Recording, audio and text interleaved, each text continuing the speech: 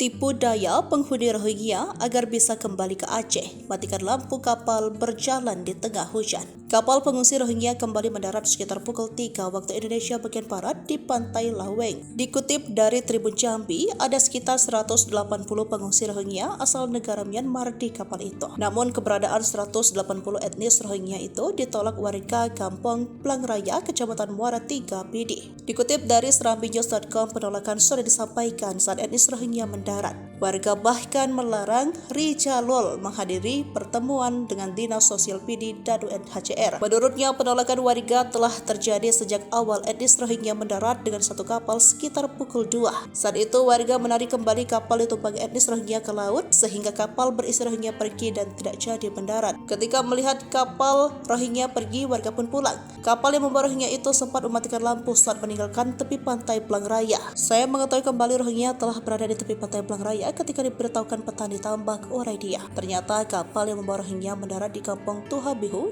Kecamatan Sabah.